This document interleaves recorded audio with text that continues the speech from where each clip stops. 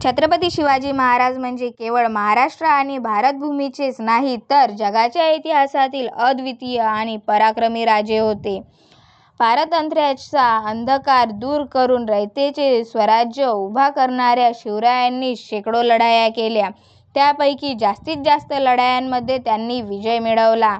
माँसाहेब जिजाऊंना स्वतःचा आदर्श मानणारे शिवराय आपल्या प्रत्येक लढाईला जाण्यापूर्वी माँसाहेब जिजाऊ आणि आई भवानीचा आशीर्वाद घेत. पण आज 350 वर्षांनंतर लाखो शिवभक्तांना पडलेला प्रश्न आहे, भवानी मातेने शिवरायांना तलवार दिली होती का? आज कुठे आहे शिवरायांची भवानी तलवार?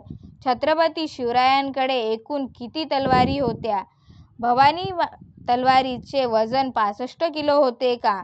लंडनच्या पॅलेसमध्ये जिथे तलवार आहे ती तलवार भवानी तलवार आहे का? आणि सर्वात महत्त्वाचा प्रश्न म्हणजे भवानी तलवार होती म्हणून शिवरायांना यश मिळाले का? काही लोकांच्या मते छत्रपती शिवरायांकडे जी भवानी तलवार होती त्या तलवारीमुळेच शिवरायांना यश मिळाले. परंतु मित्रांनो, शिवरायांकडे भवानी तलवार होती म्हणून शिवरायांना यश मिळाले नसून शिवराय होते म्हणून त्या तलवारीला यश प्राप्त झाले. छत्रपती शिवाजी महाराज हे शूरवीर आणि पराक्रमी तर होतेच, परंतु शक्तीपेक्षा युक्तीने युद्ध लढणारे राजे अशी त्यांची ख्याती होती. शिवराय वेळ पाहून, काळ पाहून, प्रसंग पाहून आणि परिस्थितीचा अंदाज घेऊन वेळोवेळी तलवारीची निवड करत असत. त्यामुळे शिवरायांनी त्यांच्या आयुष्यात अनेक तलवारी वापरल्या. परंतु 350 वर्षांनंतरही सर्वात जास्त चर्चा होते ती शिवरायांच्या भवानी तलवारीची. मग कशी आली शिवरायांकडे भवानी तलवार? कोकणातल्या बांदा नावाच्या बंदरावर पोर्तुगीजांचे एक जहाज अडकले होते. त्या संधीचा फायदा घेऊन अंबाजी सावंत यांनी त्या जहाजावर हल्ला चढवला. जहाजावरील सर्व मौल्यवान वस्तूंचा सावंतांनी ताबा मिळवला. या जहाजामध्ये सावंतांना इतर संपत्तीबरोबर रत्नजडित अद्वितीय अप्रतिम अशी एक तलवार मिळाली. ती तलवार 65 किलोची असून अवघ्या 1200 ग्रॅम वजनाची होती. ती तलवार लांबीला जास्त पातळ आणि धारदार अशी स्टेनलेस स्टीलपासून बनलेली लाईटवेट अशी दुधारी तलवार होती. इसवी सन 1658च्या अखेरीस शिवराय कोकण दौऱ्यावर होते. त्या सुमारास रुस्तमे जमाने सावंतवाडीच्या सावंतांवर आक्रमण केले होते. तो प्रदेश खरे तर आदिलशाहीत होता. मग सावंतांनी शिवरायांकडे साकडे घातले आणि शिवरायांच्या पुढाकाराने रुस्तमे जमाने आणि सावंत यांच्यामध्ये तह घडून आला. दोघांमधला संघर्ष छत्रपती शिवरायांच्या पुढाकाराने कायमचा संपला. याच वाटाघाटीच्या दरम्यान शिवरायांना सावंतकडील फिरंगाण्यात म्हणजे पोर्तुगालमध्ये तयार झालेली ती दुधारी तलवार आवडली. साक्षात स्वराज्याचा राजा आपल्या भागात आलाय म्हणून अंबाजींचा मुलगा कृष्णाजी सावंत यांनी ती तलवार नजराणा म्हणून शिवरायांना भेट स्वरूपात दिली.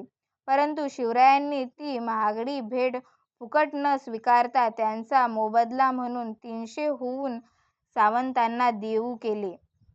त्यांची आजच्या काळातली किंमत होते 7,20,00,000 रुपये. अशा प्रकारे ती रत्नजडित तलवार छत्रपती शिवरायांकडे आली आणि पुढे हीच तलवार भवानी तलवार या नावाने ओळखली जाऊ लागली. मग मित्रांनो, अनेकांना प्रश्न पडला असेल, या भवानी तलवारीचे वजन 65 किलो होते का? तर नाही, कारण ऐतिहासिक नोंदींनुसार छत्रपती शिवरायांचे वजन 70 ते 72 किलोच्या दरम्यान होते. मग शिवरायांची तलवार 65 किलोची कशी असू शकते? आणि छत्रपती शिवाजी महाराज अतिशय चाणाक्ष बुद्धिमत्ता असणारे राजे होते. जेवढं हत्यार वजनदार तेवढेच ते फिरवण्यासाठी जास्त वेळ लागेल आणि हत्यार जेवढे वजनाने हलके तेवढेच ते वजनाने फिरवता येईल.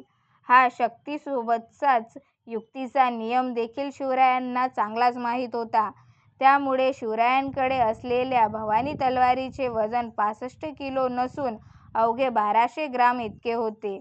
आता आपल्यासमोर प्रश्न आहे, मग ही तलवार गेली कुठे आणि आता ती तलवार कुठे असू शकते? अनेकांच्या मते शिवरायांची ही तलवार आता लंडनमध्ये आहे.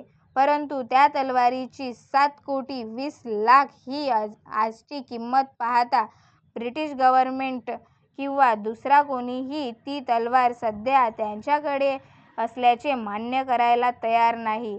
छत्रपती शिवरायांची भवानी तलवार आज आपल्याकडे नसली तरी शिवरायांचा इतिहास, त्यांचा विचार आणि त्यांचा पराक्रम मात्र इथल्या मातीच्या कणाकणामध्ये आणि रयतेच्या मनामनामध्ये सदैव जिवंत राहील.